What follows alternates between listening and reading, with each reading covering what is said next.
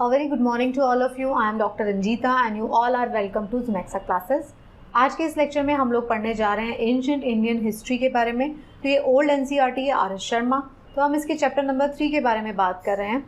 तो इस चैप्टर में हम लोग पढ़ रहे हैं द जोग्राफिकल सेटिंग, मतलब हम ये समझने की कोशिश कर रहे हैं कि किस तरीके से जो हिस्ट्री है वो इन्फ्लुएंस होती है जोग्राफी की वजह से। तो हम दोनों का कनेक्ट एस्टैब्लिश करने की कोशिश कर रहे हैं। बहुत इंपॉर्टेंट चैप्टर आपकी कॉन्सेप्चुअल अंडरस्टैंडिंग के लिए। अगर आप इस चैप्टर को समझ पाते हैं, अपना कॉन्सेप्ट को क्लियर कर पाते हैं, तो you will be able to understand बहुत सारे कॉन्सेप्ट्स। आप आगे जैसे जैसे बढ़ते जाएंगे आपको समझ में आता जाएगा कि ये जो पर्टिकुलर हिस्ट्री का डेवलपमेंट हो रहा है उसके ऊपर जोग्राफिकल रीजंस भी है। अगर आपका कोई डिटेल सवाल है तो आप मुझे इस ईमेल एड्रेस पर मेल कर सकते हो। ये मेरा इंस्टाग्राम हैंडल है और ये मेरे टेलीग्राम चैनल का लिंक आपको दिया गया है। इस टेलीग्राम चैनल पर आपको मेरे सभी लेक्चर्स के पीडीएफ मिलते हैं जिनको कि आप रिवीजन के लिए डाउनलोड कर सकते हो। तो इस चैप्टर के फर्स्ट पार्ट में, ये इस चैप्टर का सेकंड पार्ट है। इस चैप्टर के सेकंड पार्ट में हम लोग इस चैप्टर को फिनिश करने जा रहे हैं, कंप्लीट करेंगे इस चैप्टर को। तो फर्स्ट पार्ट में हमने देखा था कि इंडिया जो है, इंडिया का सब कॉन्टिनेंट जो है इंडिया, उसको हम किस तरीके से बात करते हैं। मैंने बताया था आपको इंडिया की सारी बाउंड्रीज़ क्या होती हैं। नॉर्थ में हिमालयाज़ है, वेस्ट में जो है हिंदू कुश सैलिमान किरतार रेंजेस है और अरेबियन सी है। तो इस तरीके से हमने देखा था इंडिया का को सराउंड कैसे कर रहे हैं। हमने हिमालय के इंपॉर्टेंस के बारे में बात किया था। एक इसका जो ज्योग्राफिकल इंपॉर्टेंस जो है कि वो साइबेरियन विंड से इसको प्रोटेक्ट करता है, इंडिया को फॉरेन इन्वेजन से प्रोटेक्ट करता है। बहुत सारे पासेस हैं हिमालयाज़ के बीच में। हमने इंपॉर्टेंट पासेस के बारे में बात किया, गोमल पास, खाइबर पास, ये सब बोलन पास के बारे में बात किया। माउंटेन पासेस जो होते हैं किस तरीके से माइग्रेशन प्रोवाइड करते हैं बोथ साइड। फॉरेन इन्वेजन भी होता है, हम लोग भी क्रॉस करके दूसरे कंट्रीज़ में जा पाते थे, सेंट्रल एशियन कंट्रीज़ में। तो हमने माउंटेन पासेस के बारे में बात किया। फिर हमने हिमालय के बारे में बात किया कि हिमालय के अंदर बहुत सारी और चीज़ें होती हैं, माइटी रिवर निकलती हैं, वैली फॉर्मेशन होती है। तो वैलीज़ के बारे में हमने बात किया कि कश्मीर वैली और नेपाल वैली।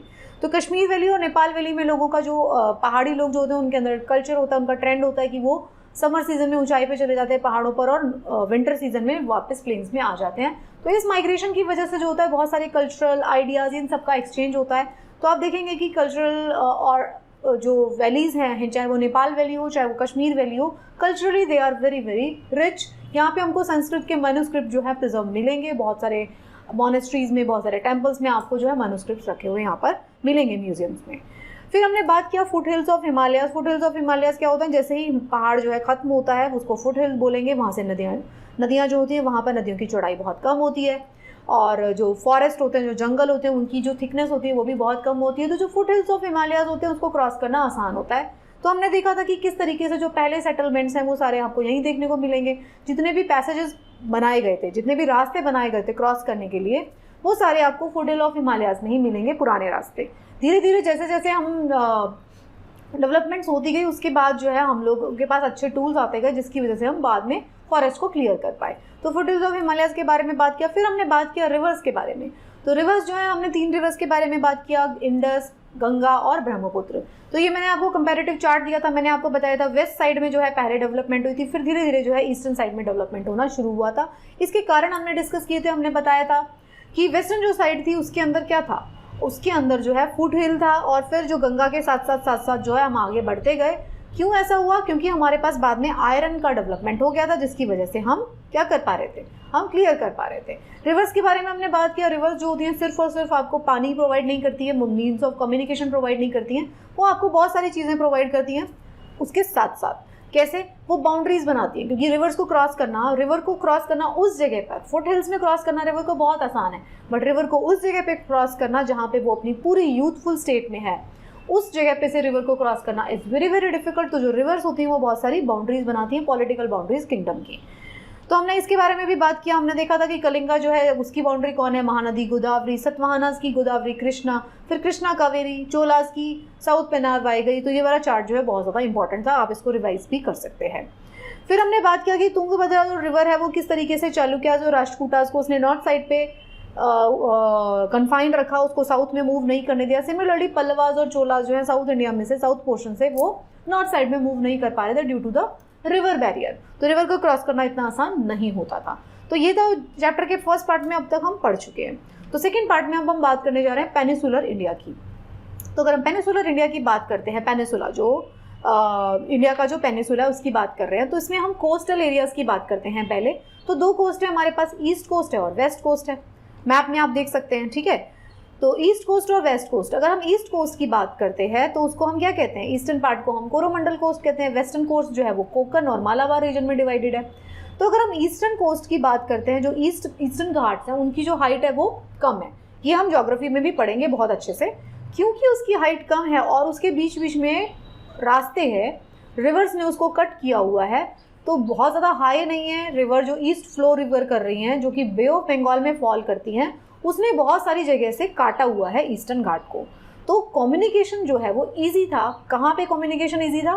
कोस्टल एरिया का मेन एरिया के साथ कम्युनिकेशन ईजी था, ऑल्दो वहाँ पे वेस्टर्न घाट थे। मतलब आप ये समझने की कोशिश करिए, मैं इसकी बात कर रही हूँ क्योंकि वेस्टर्न घाट्स यहाँ पर हैं, तो इस एरिया का और इस एरिया का कम्युनिकेशन आपस में ईजी था ईस्टर्न घाट के लेवल पर। ऐसा वेस्टर्न घाट में पॉसिबल नहीं है क्योंकि वेस्टर्न घाट्स की हाइट बहुत ज़्यादा है। तो जो कोस्टल एरिया था और जो मेन एरिया था अंदर, उसके बीच में कम्युनिकेशन बहुत ज़्यादा डिफिकल्ट था। तो ईस्टर्न घाट में communication between eastern coast and Andhra Tamil Nadu was not difficult in ancient time, even help in development of the port cities. इस कम्युनिकेशन की वजह से, क्योंकि कम्युनिकेशन बहुत अच्छा था, तो पोर्ट सिटीज़ का डेवलपमेंट देखने को मिलेगा आपको ईस्टर्न कोस्ट पे।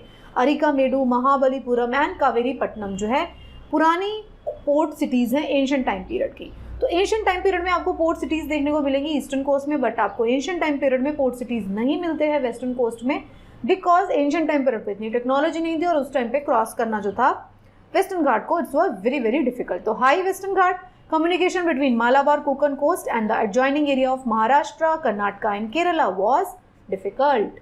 तो यहाँ पे क्या था? डिफिकल्ट था। तो ये दोनों चीज़ें आप समझ गए। ईस्टर्न साइड पे आपको पोर्ट्स मिलेंगे क्योंकि ईस्टर्न घाट की हाइट कम है, क्रॉस इजीली हो रहा है। वेस्टर्न साइड पे आपको पोर्ट भी नहीं मिलेंगे। फिर हम आप बात कर लेते हैं गुजरात वाले एरिया की। तो अगर आप वेस्टर्न इंडिया में देखेंगे तो नर्मदा, ताप्ती, माही और साबरमती जो रिवर है यहाँ पे पूरा उसको इस वाले एरिया के अंदर प्रेजेंट है। तो इसमें से भी अगर आप देखेंगे ये कच्छ पेनिसुला और काठियावाड़ पेनिसुला देखेंगे, तो काठियावाड़ जो पेनिसुला है इसके अंदर बहुत कम रेनफॉल हो रहा है, बहुत कम यहाँ पे रेनफॉल हो रहा है और यहाँ पे बहुत सारे पोर्ट सिटीज़ का डेवलपमेंट हुआ है क्योंकि नेचुरली यहाँ पे पोर्ट्स बने हुए हैं। नेचुरली यहाँ पे शैलो जो है कोस्ट मिलेगी आपको और यहाँ पे पोर्ट का डेवलपमेंट होगा। कैसे हुआ ये नेचुरली, क्यों ऐसा है? ये जो एरियाज ऑफ एमरजेंस भी है यहाँ पर, तो एरियाज ऑफ इमरजेंस जब यहाँ पे प्रेजेंट है तो क्या होता है areas of emergence and submergence, ये हम ज्योग्राफी में बात करेंगे।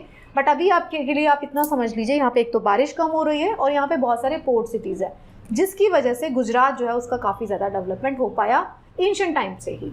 सो from ancient time Gujarat has been famous for its coastal and foreign trade. तो वहाँ पे शुरुआत से ही वहाँ पे जो है फॉरेन ट्रेड हो रहा है due to the geographical location as such, ठीक है। सेंट्रल इंडिया की अगर मैं बात करती हूँ तो सेंट्रल इंडिया में क्या है? सेंट्रल इंडिया में एक तो ये वाला पोर्शन है थार डेजर्ट वाला और ये वाला सारा पोर्शन आएगा। तो अरावली जो माउंटेन्स की अगर हम बात करते हैं, ये देखिए ये अरावली माउंटेन्स अगर आपको यहाँ कहीं पे मिलेंगे तो अरावली जो माउंटेन्स हैं वो क्या कर रहे हैं, वो एक डिवाइड बना रहे हैं। किसके बीच में? एक तो बना रहे हैं इंडो गंजेटिक प्लेन्स को विंध्याचल से अलग कर देते हैं। इंडो गंजेटिक प्लेन्स मतलब इंडस और गंगा का जो प्लेन्स है, इंडस एंड गंजेटिक सिस्टम को विंध्याचल माउंटेन से अलग करती है कौन सी रेंज? अरावली रेंज। तो अरावली रेंज बीच में एक बैरियर की तरह खड़ी हुई है। ऊपर वाला पोर्शन जो है इंडस और गंगा वाला पोर्शन रह गया, नीचे वाला पोर्शन जो है विंध्याचल माउंटेन सिस्टम का आ जाता है। अगर हम वेस्टर्न थार डेजर्ट की बात करते हैं, जो कि इधर देखेंगे आप, देखिए क्योंकि मेरी ये ज्योग्राफी की क्लास नहीं है, ये हिस्ट्री की क्लास है, तो मैं आपको अज्यूम करके समझ रही हूँ कि आपको इतना इंडिया पता है। तो अगर हम थार डेजर्ट की बात करें जो यहाँ पर है, यहाँ पे अरावली रेंजेस आ जाती है, तो थार डेजर्ट जो था वहाँ पे ह्यूमन सेटलमेंट पॉसिबल नहीं था। क्यों? हार्श क्लाइमेट की वजह से, डेजर्ट एरिया था। तो कहीं कहीं पे जहाँ पे छोटे छोटे ओएसिस मिलते हैं, जहाँ पे पानी के स्रोत मिलते हैं, वहाँ पे छोटे छोटे सेटलमेंट हुए, बट कोई बड़ा सेटलमेंट यहाँ पे नहीं हो पाया थार डेजर्ट में। कहाँ पे आपको सेटलमेंट देखने को मिला? साउथ ईस्टर्न राजस्थान में। तो साउथ ईस्टर्न राजस्थान यहाँ कहीं पे आपको सेटलमेंट देखने को मिलते हैं एंशिएंट टाइम पीरियड में। किसकी वजह से? खेतरी माइंस, कॉपर की वहाँ पे माइंस थी। तो कॉपर जो है बाद में जो है इंस्ट्रूमेंट्स बनाने के लिए, चीज़ों को बनाने के लिए यूज़ किया जा रहा था। तो कॉपर की माइंस की वजह से लास्ट में जो है आपको south eastern portion of Rajasthan में सेटलमेंट्स देखने को मिलेंगे, बट थार डेजर्ट में आपको कोई सेटलमेंट देखने को नहीं मिलेगा, ठीक है। अब अगर हम सेंट्रल इंडिया के ऊपर फोकस करते हैं, मध्य प्रदेश के ऊपर, तो मध्य प्रदेश में क्या है? गंगा यमुना दोआब, गंगा और यमुना का सिस्टम है वहाँ पे नॉर्थ में, साउथ में विंध्याचल माउंटेन है, ईस्ट में सोन रिवर है और वेस्ट में क्या है, चंबल रिवर। तो इस तरीके से पूरा का पूरा मध्य प्रदेश है। तो ईस्टर्न जो मध्य प्रदेश है इसमें विंध्यास है और वेस्टर्न मध्य प्रदेश में मालवा आता है, ठीक है। तो मध्य प्रदेश को अगर आप इटसेल्फ देखेंगे ना, wars for Malwa and Gujarat were fought by Deccan and northern powers. Sakas और सतवाहना, मराठा, राजपूत, इन सबके बीच में आपको लड़ाइयाँ देखने को मिलेंगी। किसके लिए वॉर्स हो रही है? मालवा वाले रीजन को ये करने के लिए, कैप्चर करने के लिए। अब हम बात करते हैं, ये तो हमने बात किया पहाड़ और इधर सब में क्या हो रहा है। अब हम बात करते हैं लैंग्वेजेस कैसे डेवलप हुए। तो देखिए जो विंध्याचल माउंटेन रेंजेस है ना, वो डिवाइड करती है इंडिया को दो पार्ट में। विंध्याचल सतपुड़ा वाली जो रेंजेस हैं, वो ऊपर वाला जो पोर्शन है वो सारा का सारा है, मतलब नॉर्थ वाला पोर्शन जो है वो सारा का सारा आर्यन लैंग्वेजेस से डोमिनेट करता है और साउथ वाला जो पोर्शन है वो सारा द्रविडियन लैंग्वेज से डोमिनेट करता है। क्यों ऐसा होता है? क्योंकि विंध्याचल सतपुड़ा को क्रॉस करना भी अगेन बहुत डिफिकल्ट था, तो वहाँ पे एक डिवाइड देखने को आपको मिलता है। So areas bounded by river, mountains, delta, उनके बीच में जो भी एरिया ऐसा बनता था जहाँ पे डेल्टा होगा या रिवर होगी, वहाँ पे कोई किंगडम डेवलप होती थी, डायनेस्टी डेवलप होती थी। तो ऐसा नहीं है कि एक ही डायनेस्टी रहेगी, आप देखेंगे एक ही जो रीजन है वो बार बार अलग अलग लोग वहाँ पे ऑक्यूपाई करेंगे, अलग टाइम पीरियड में अलग पर्सन मिलेंगे वहाँ पे, अलग राजा। तो वो जगह पे बार बार लोग आते थे, कुछ जो फॉरेन इन्वेडर्स होते थे, तो लैंग्वेज का डेवलपमेंट आपको देखने को मिलेगा। तो fast physical constraint, it was difficult for one ruler to have control over the other bounded area. तो पूरे इंडिया के ऊपर सेम लैंग्वेज अप्लाई करना वॉज नॉट पॉसिबल। तो बहुत सारी जगह पे आपको डिस्टिंक्ट कल्चर और रीजनल लैंग्वेजेस की ग्रोथ मिलेगी। North and western India most languages जो है वो इंडो आर्यन लैंग्वेजेस हैं, और साउथ इंडिया में जो है कौन सी है, द्रविडियन लैंग्वेज है। बट उस टाइम पे Sanskrit was cultivated and develop all over India. तो संस्कृत जो एक ऐसी लैंग्वेज थी जो सारे इंडिया के अंदर डेवलप हो रही थी उस टाइम पे, एंशिएंट टाइम पीरियड। तो ये मैंने आपको डिवाइड बता दिया द्रविडियन लैंग्वेज और इंडो आर्यन लैंग्वेज के बीच में कौन है, south of Vindhyas and north of Vindhya. तो विंध्याचल माउंटेन एक डिवाइड प्रोवाइड कर रहे हैं। तो जो कोस्टल रीजन है attracted traders and settlers and the south carried on flourishing foreign trade. तो साउथ इंडिया में क्या हो रहा है, क्योंकि देखो साउथ इंडिया में पोर्ट सिटीज़ हैं, साउथ इंडिया में फॉरेन ट्रेड बहुत होना शुरू हो गया। नॉर्थ इंडिया में उतना फॉरेन ट्रेड आपको देखने को नहीं मिलेगा। कॉम्पोजिट कल्चर डेवलप होता है because of the movement of people from north to south. लोग जो है विंध्याचल माउंटेन को भी क्रॉस करते हैं, जब हिमालयाज को क्रॉस कर सकते हैं तो विंध्याचल को भी क्रॉस कर सकते हैं। तो नॉर्थ से साउथ मूवमेंट होती है और कॉम्पोजिट कल्चर का डेवलपमेंट होता है। तो ये सारी चीज़ें आपको देखने को मिलेंगी। तो लैंग्वेज इस तरीके से डेवलप हो रही है, रिवर्स हैं, माउंटेन्स हैं और अलग अलग रीजन बन रहे हैं। अब जो है नेक्स्ट पार्ट है, हम उसमें बात करने जा रहे हैं नेचुरल रिसोर्सेज की। तो क्या बात है ये नेचुरल रिसोर्सेज क्या है? नेचुरल रिसोर्सेज मतलब कौन सा रिसोर्स आपको किस जगह पर मिल रहा है, कौन सा रिसोर्स आपको उस जगह पर मिलेगा, जिस जगह पर वो रिसोर्स मिलेगा उसी के अकॉर्डिंग वहाँ पे फ्लरिश होना शुरू होगी सिटी। तो प्री हिस्टोरिक टाइम में जो था, मैंने आपको बताया थिकली फॉरेस्टेड प्लेन्स थे, तो फुट हिल्स में जो होता है लोग सेटल हो सकते थे। अब क्या हुआ, जैसे जैसे डेवलपमेंट होती गई, आयरन की डेवलपमेंट हुई, फिर बाकी के मेटल्स की डेवलपमेंट हुई, तो लोगों ने क्या किया, जंगलों को काटना शुरू किया। तो thickly forested areas of plains provide game and supplied forage, food, timber, ये सब प्रोवाइड कर रहे थे। Early human settlement phase hilly areas and river valleys में है। हिस्टोरिक टाइम में आपको टेम्पल और स्कल्पचर्स की डेवलपमेंट मिलेगी साउथ इंडिया में। ऐसा क्यों हो पाया? क्योंकि इंस्ट्रूमेंट्स डेवलप हो गए थे। तो नेचुरल रिसोर्सेज कैसे इन्फ्लुएंस करते हैं सेटलमेंट को, हम बात करते हैं। तो कॉपर माइंस की अगर हम बात करते हैं तो छोटा नागपुर प्लेटू, जिसको सिंहभूम डिस्ट्रिक्ट में रिच कॉपर माइंस है। खेतरी माइंस राजस्थान में। Copper belt 130 kilometre long and has sign of ancient working. तो जो खेतरी माइंस वाला एरिया है ना, वहाँ पे आपको दिखाई देगा कि वहाँ पे एंशिएंट टाइम पीरियड में भी कॉपर होने की वजह से वहाँ पे माइनिंग होती थी और वहाँ पे इंस्ट्रूमेंट्स का डेवलपमेंट होता था। So copper tools discovered in south Bihar and part of MP. Khetri mines used by pre Vedic and Vedic period of Pakistan, Rajasthan, Gujarat. Copper first metal to be used in great purity by Hindus. ठीक है, तो कॉपर जो था पहला मेटल यूज़ किया गया था। खेतरी माइंस जो थी वो बड़ा इंपॉर्टेंट साइट हुआ करती थी उस टाइम पे। अब एक बड़ी इंटरेस्टिंग बात आपको यहाँ पे देखने को मिलेगी ब्रॉन्ज एज के बारे में। इंडिया के केस में, इंडिया के अंदर बोला जाता है कि प्रॉपर ब्रॉन्ज एज नहीं मिलती है। ठीक है, थोड़े टुकड़े टुकड़े मिलते हैं हमें उसके ब्रॉन्ज एज के, प्रॉपर ब्रॉन्ज एज आपको इंडिया के केस में नहीं मिलेगी। ऐसा क्यों है? ऐसा होने का कारण है कि भाई हमारे पास ना टिन के रिसोर्सेज नहीं है। टिन जो है मेटल, ब्रॉन्ज कैसे बनता है? कॉपर और टिन को मिक्स करके बनता है। तो टिन जो है ना, आप देख लीजिए इसका हिस्ट्री का डेवलपमेंट का कारण है जोग्राफिकल। हमारे पास क्योंकि टिन के डिपॉजिट्स बहुत कम थे राजस्थान और बिहार में, वो भी यूज़ हो गए बहुत जल्दी। तो अब हमारे यहाँ पे क्या ब्रॉन्ज बनाने के लिए टिन कहाँ से आएगा? स्टार्टिंग में जो टिन आ रहा था, थोड़ा बहुत आ रहा था अफगानिस्तान वगैरह से, टिन सप्लाई हो रही थी अफगानिस्तान से, लेकिन बाहर की कंट्री से कितना ले आओगे आप उस टाइम में? तो टिन जो सप्लाई होता था अफगानिस्तान से, less bronze tools compared with the west Asia और इजिप्ट। जो जितना भी टिन सप्लाई होता था अफगानिस्तान से, उससे ब्रॉन्ज के कुछ टूल्स बना दिए जाते थे, कुछ आर्टिफैक्ट्स बना दिए जाते थे, लेकिन ज़्यादा नहीं होते थे। तो हमारे यहाँ पर इंडिया के केस में आपको ब्रॉन्जेस नहीं देखने को मिलती है। उसका कारण एक ये है क्योंकि हमारे पास टिन के सप्लाईज नहीं थे, जो थोड़े बहुत सप्लाईज थे वो एग्जॉस्ट हो गए थे बहुत इनिशियल लेवल पे। ओके, तो India has no proper bronze age, तो इसका कारण भी आप समझ गए।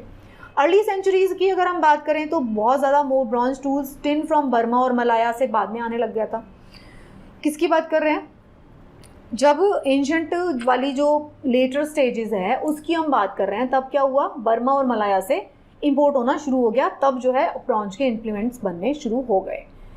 ठीक है, तो अब आप ये समझ लीजिए कि हमारे यहाँ पे जिस चीज़ के रिसोर्सेज होंगे उसी चीज़ की डेवलपमेंट यहाँ पर होगी ईजीली। ठीक है, अब तो ये तो बात थी हमारी कॉपर की, टिन की। अब हम बात कर लेते हैं आयरन रिसोर्सेज की। तो आयरन और कहाँ पे मिल रहा है? बिहार, मध्य प्रदेश, इन सब में, कर्नाटका में मिल रहा है हमको। हम वो प्रॉपर देखेंगे कहाँ कहाँ पे हमको माइंस मिलते हैं।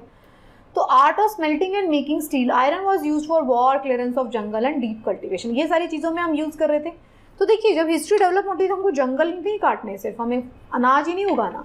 अब जब आप फ्लरिश करती है कोई किंगडम, तो वो बाकी के लोगों से झगड़ा भी करती है, लड़ाई भी करती है एक्वायर करने के लिए लैंड को। तो मगध जो है उसका डेवलपमेंट हुआ, अवंती का डेवलपमेंट हुआ, सतवाहना का डेवलपमेंट हुआ।